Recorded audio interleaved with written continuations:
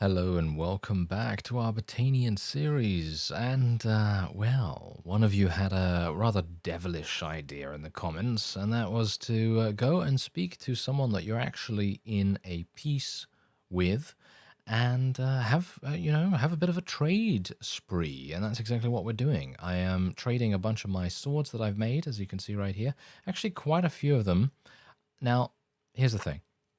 I would be able to make more money from a marketplace by just selling these, just straight up, because let's face it, every single one of these is going to net us about 58,000 per one. And as you can see, I am selling 1, 2, 3, 4, 5, 6, 7, 8. So if you take 58 and times it by 8, not strong in terms of maths for me, so I'm not going to try, but the fact is it's much more than 182,000, obviously. So the only benefit that we're going to be getting from this is being able to bankrupt potential enemy lords. And that's exactly what we're going to do. We're going to accept this guy's offer, and there you go. Done. Can I actually persuade him? I can persuade... Oh, wait a minute. Oh, wait a minute. He has no money now, so he might actually just join. He might actually just join, like, instantly. No? He still doesn't want to join? I'm actually really surprised. I thought to myself, no, he's surely going to join us now. But no. He is not. That just shows... that just shows that they don't care how much money they have. It is literally just a case of them having a rather stubborn personality, I suppose, or something along those lines. That's probably the reason, isn't it? Anyway, Abelitos. Hello, Abelitos. I think he's got a good amount of cash, doesn't he? Because let's face it, these swords that I have right here, they're pretty... Oh, wait a minute. Ah, okay. So he's got 102,000. There's no way he's going to join us, right? No, he's one of those, isn't he? Okay, so we will not get him to join us, but wait a minute. Where is he? There he is.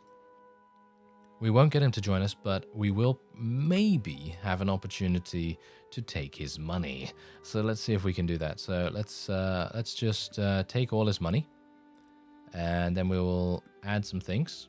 And boom, there you go. Take it all, and done. And we actually increase our relation with him. That is so funny, isn't it? Yes, we are bankrupting him, but he's like, oh yes, I would like some more. Yeah, may I have another? That's what he's all about. Okay, Flinthorn Castle. This is not really anything for me, to be honest. I'm basically just going to support this guy a little bit more because I'd like to try and increase my relation with basically every single person in Battania as much as I possibly can, and hopefully that will result in some fun stuff to happen. So otherwise, let's have a look at Tervold here. Is he anything? Nope, he's nothing in the company of the Golden Boar, so we don't need to worry about him at all. And we are going to be making my way on to this castle here. I would like to be able to try and persuade some additional vassals to join us. And I think they're probably going to be around here because, as you can see, we've taken Epicrotia, if you can believe that. Yes, we actually took Epicrotia. I can't believe it, to be honest. That is a very significant capture for us. And I'm actually wondering, is it under siege? It is not. Intriguing, is it? Yes, very intriguing indeed. Okay, so let me actually just go in here. And we're going to do a classic. We're just going to do a classic. We're just going to get siege towers. And we're going to go for an army. I'm going to call for some people to come and... Vilder! That is actually kind of hilarious that Vilder might actually be able to come and help us. Because he's actually the first guy. He's the first guy that we actually got to join one of our armies when we first initially started trying to level up our leadership. So it's pretty cool to... maybe get the old crew back together, you know what I mean? Oh, yeah. Anyway, the main reason why I'm getting him is literally just to make it easier for us to take the castle, of course. And once I get someone else in here... Ooh, I'd like to be able to speak to a bunch of those guys, actually. I would certainly like to do that. Okay, let's head in and see what we can do. Did I actually build all of the siege before heading in here? Because I might have just jumped the gun a little bit. Wait a minute. Did I? Yes. I did. I did jump the gun. I did jump the gun just a little bit. Just a little bit. Okay, so continue siege preparations, please. Didn't lose anything from that, thankfully. But there you go. There's the siege tower. Technically, what I could do is I could do an auto-resolve, but I know that some people don't necessarily like the auto-resolve, and that's absolutely fine. I personally would like to go in here myself as well to try and prevent as many casualties as we can. Now, what I'm going to be doing going forward here is I'm also going to be speccing into engineering. So you can see here that we already have 1 point in it, and we do have a number of extra space, shall we say, to level that up. So hopefully we'll be able to. And there you go. All right. So now we're finally able to go in because we have a siege, well, 2 siege towers and 1 battering ram. I think I might try going up a siege tower this time because I've always gone through with the battering ram, and I personally feel like it could be a lot of fun to use the siege tower for once. So that's what we're going to try. You know, I gotta say, I feel like these guys right here are super, super strong to be able to push this entire siege tower up to the battlements while technically being shot at the same time. That's gotta be a huge feat of strength for them to be able to complete. So really very impressive indeed. Now, as you can see, there doesn't seem to be anyone waiting for us to come in here, and this siege tower is relatively simple for us to use. As you can see, it's pretty much a mini one in comparison to the ones that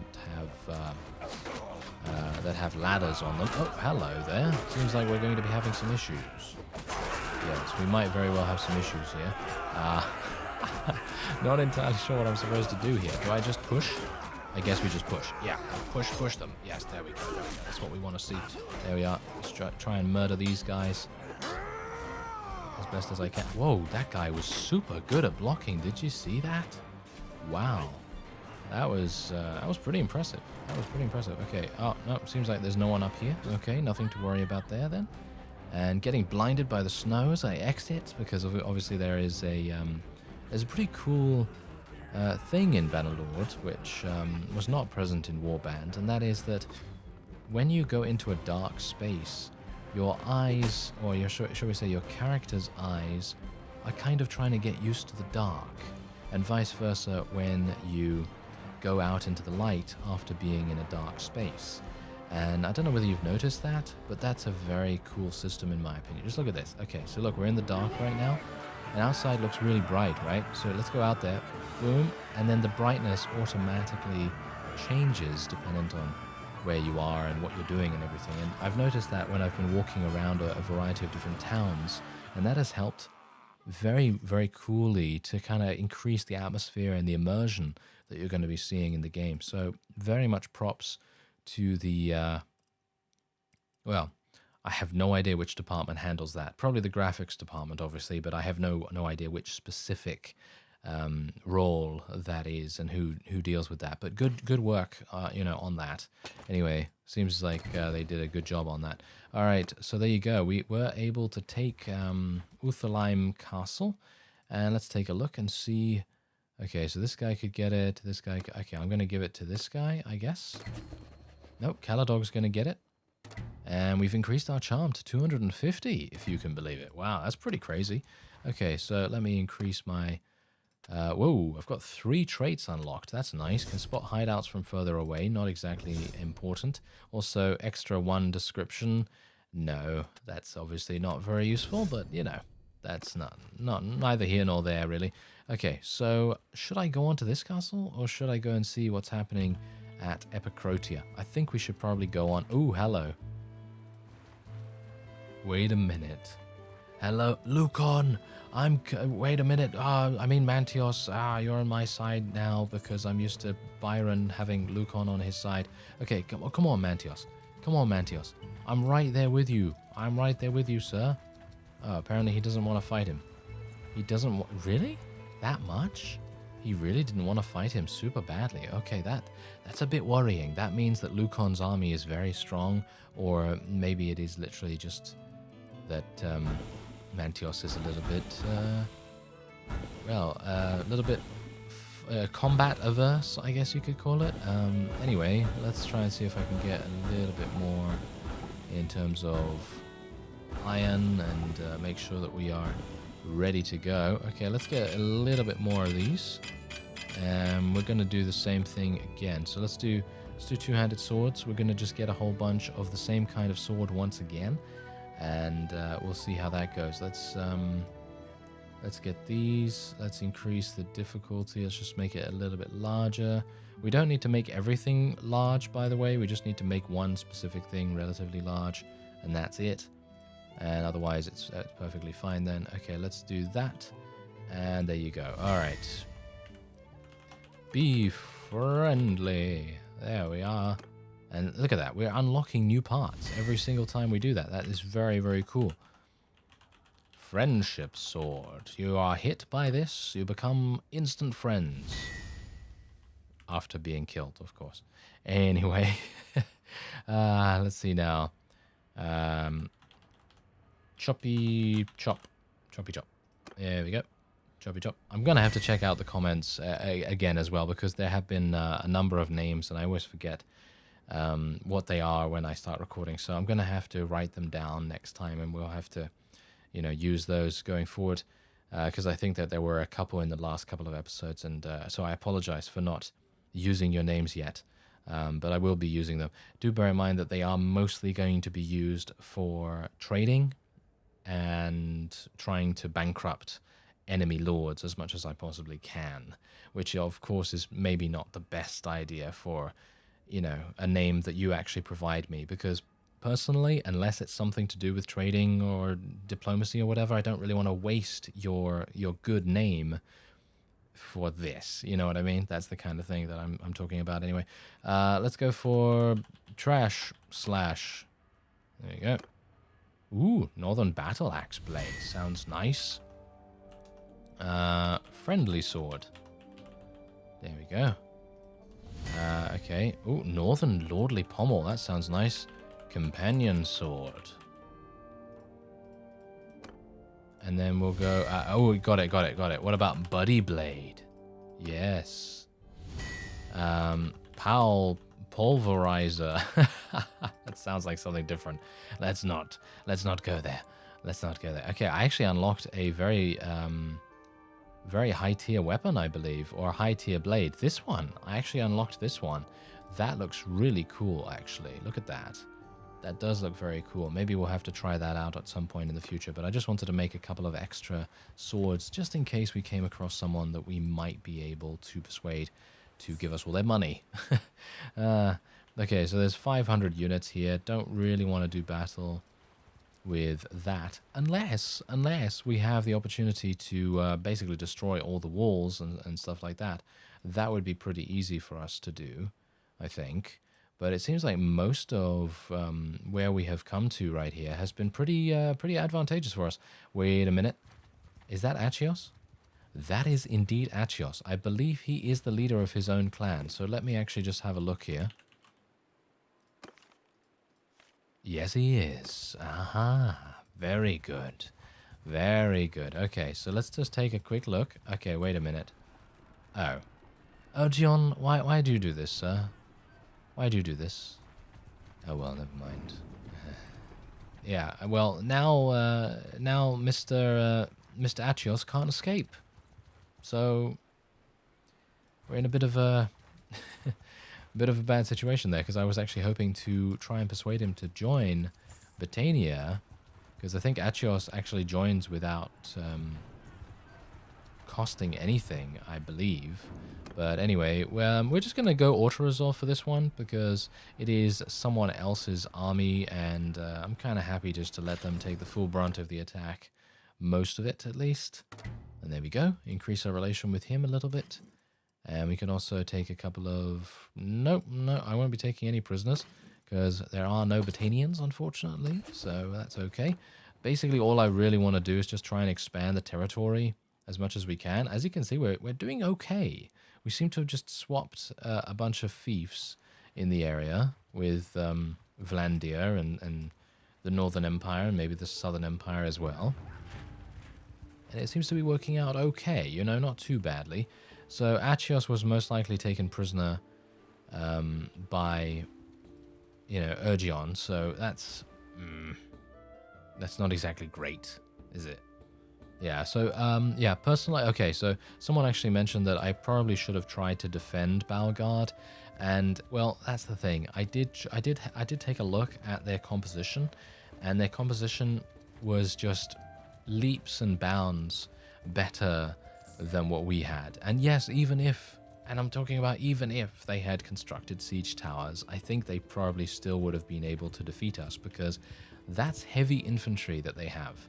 Their high tier units are all heavy infantry. They all have very protective armor. And even if we have a relatively significant amount of, you know, longbowmen and ranged, it, in my opinion, is just not going to work in that case. I feel like it is just going to be too impossible. We might be able to get this guy, but unfortunately, we will not be able to try to persuade him. So I guess we'll just take him down. And, well, then hopefully we'll be able to see him in the future and basically be like, hey, I'll let you go. You know, maybe you want to give me some relation with you. Maybe you want to join us, you know, something along those lines. That would be pretty fun. But otherwise, look at this. We're actually spreading quite far, which is pretty good, in my opinion. We're not doing too badly. Let's take a look. Oh, 329. Do you think we could take this? I think we could. I think we could take this. What do you think? I think we might be able to. There's 329 only. And how many are here? I think like 500, right? So yeah, that's probably not going to work out too well for us. So what if I just call back all of my friends here? It's going to cost me another 100 influence, which is to be expected. But I wanted to catch up to Incurion before he was able to escape or hide into one of the garrisons. So it's kind of to be expected that, you know, it's going to cost us a little bit to reform the army, so to speak. And let's take a look here. Okay, so I'm actually just going to build some trebuchets. And if anyone appears out of nowhere, then of course I will probably be a little bit cautious here. Is there anyone else close? Because I'm a little bit... oh no, I don't want to... Did I just literally I disbanded one of... they shouldn't allow me to do that. I'm not entirely sure why they allowed me to do that, but I just disbanded someone's army by mistake. Why do they allow me to do that when I'm not actually even the leader of the faction? I think that's a bit weird, but okay. Sorry, whoever that was. I have no idea who it was. I was trying to manage my own army. Oh well, never mind. I guess it will give them an opportunity to... I don't know... Get some more troops or something like that. Anyway, garrison gains 20% more experience, or militia has a 20% chance to spawn with more experienced troops.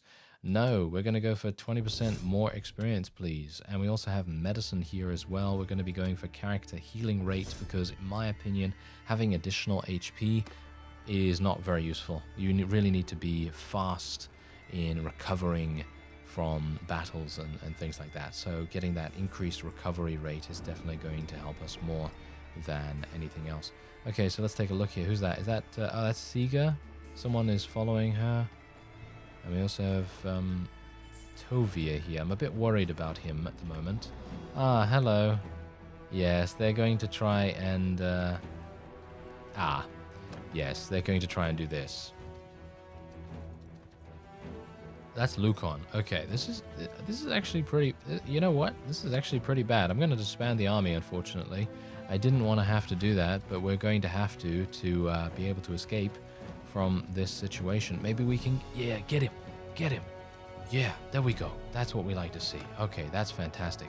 Let's try and get this guy dead as soon as possible. There we are. Nice. Oh, wow, he only gave us 18 gold? I think that this is absolutely ludicrous, the amount of money that they're giving us right now. Oh well, never mind.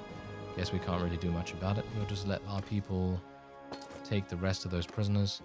And, yeah, hopefully everyone's going to be able to escape relatively easily. Now, bear in mind that we are acting as a bit of a distraction. And look, all of my guys are now joining Mantios's army, which is fantastic. So it's really nice how they can just assist with other people's armies after leaving yours. I think that's a very cool thing to do indeed. Anyway, let's go into the marketplace here. I'd like to get a little bit of extra cash, 73,000. So let's actually just sell some of these. Buddy Blade can be sold for 58. There we go. Oh yeah, someone also mentioned, by the way, in the comments that the weapon prices a long time ago in a previous version of Bannerlord were so exuberant that you'd pretty much be able to give a vassal 3 or 4 swords, and then they would basically be happy to join you. But the developers of Bannerlord nerfed that.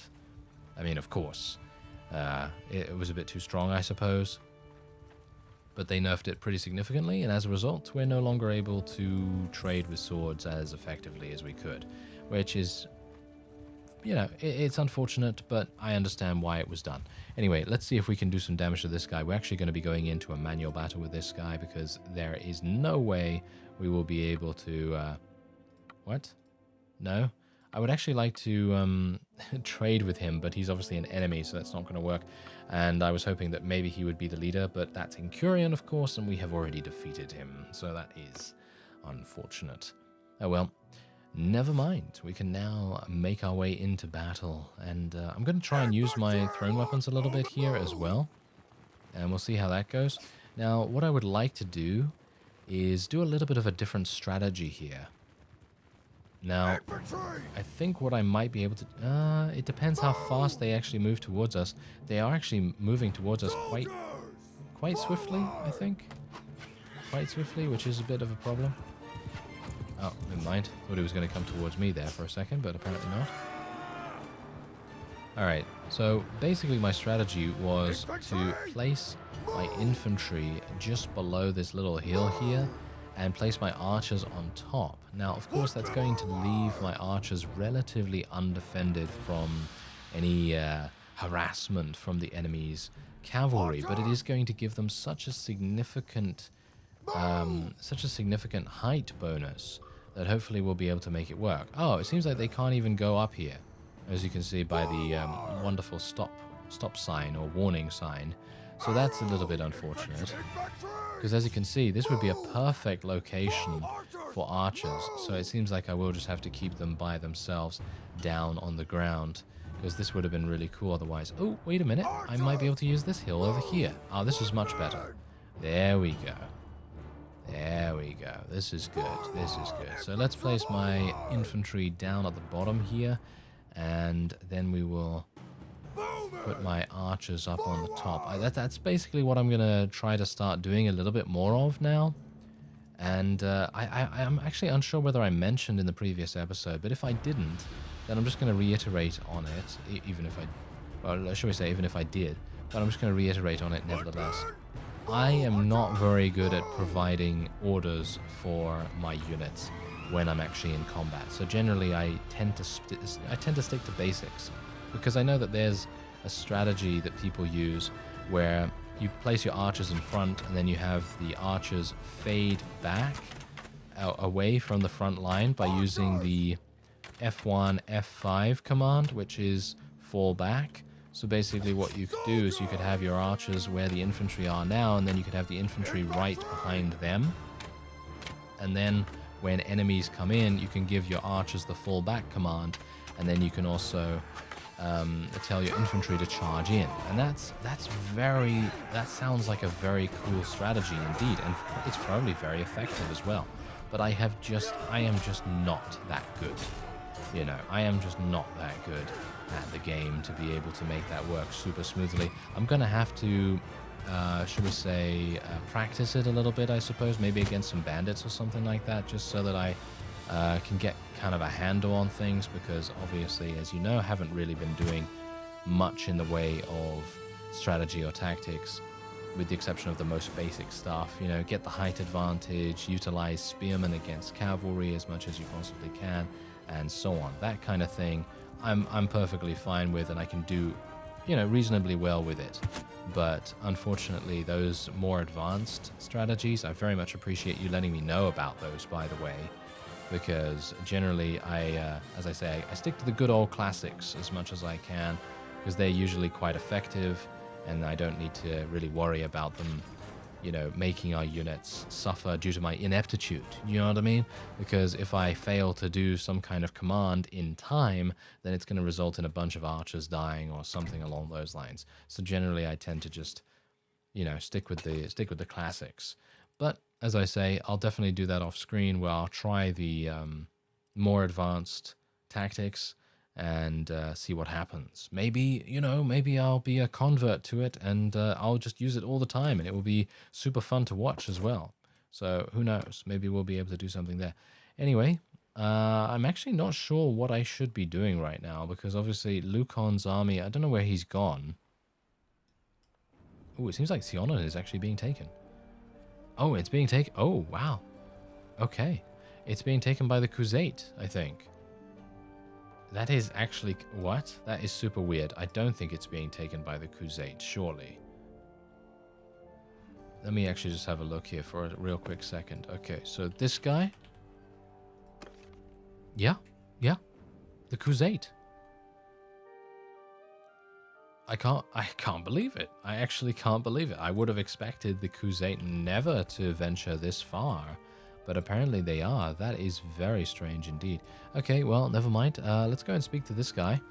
Or not speak to him, but just say hi and then maybe murder him, dependent on what he says and what he wants to do. And maybe, indeed, if he is a clan leader as well, we might be able to get him to join our faction as well, which would be very appreciative. Okay, so otherwise, let's just continue leveling these guys. Ooh, nice. Look at all of these. Yes. A lot of prisoners going to be joining us here as well, even though most of them are actually militia. Militia are actually pretty good. They're pretty solid. Not too bad. Okay, so let's see if I'm able to catch up to this guy. I do have 20 wounded troops, so it might very well be... no, oh, yeah. Oh, okay. He's actually part of Lucon's clan, so there's no way he's going to join us. Not in a million years. Infantry! Well, that's interesting, isn't it? Yes. He's saying when I use the cavalry button, so infantry! In other words 3, he'll go infantry, and so on and so forth. Not entirely sure why he's calling for infantry when it's a cavalry, but okay. That is a bit weird. Anyway, let's see if we can do this. Yeah, so basically what has happened is the enemy has maneuvered onto this hill here, and they've made things a little bit uncomfortable, I gotta say. They've made things quite uncomfortable, so let's see if I can maybe do some damage with my thrown weapons here. I very much enjoy still using thrown weapons. I think they're super fun to use. They're very impactful. They give you a nice, satisfying sound every single time you kill someone with it, or even hit with them. So it's very cool to sort of get that going on. And maybe... Ah, there we go. Oh, yeah. Oh, really? Oh, I'm actually kind of sad about that. Not because I died, but just literally because I was about to have a huge amount of fun cleaving into the opponent right there. And now we might have some issues, because generally the AI, when the player dies, they generally tend to be a little bit tentative, and they take a bit of time deciding whether they want to fully charge in or anything like that, so it actually takes many more casualties on the one side than it would otherwise take if it was a player still alive. So, you know, it's just a little bit of a bugbear that I tend to have about the whole auto-delegation thing, but it's okay because we ended up winning anyway. But yeah, note to self, don't put away your shield until you get into range. Yes, that's probably what I'm going to end up doing in the future to try and prevent those kinds of situations, from happening again. But yeah, this is actually looking pretty good. The Battanians, look at this. The Battanians actually seem to be fighting back quite nicely, and I think we might be surprising everyone in the near future as well. Well, who knows? We'll see what happens with the Crusade, because if they're so audacious as to come all the way across the map and try and take Sionon from the Vlandians, then I think we might be in for a large fight against them soon. I thank you very much for watching, and I will see you next time.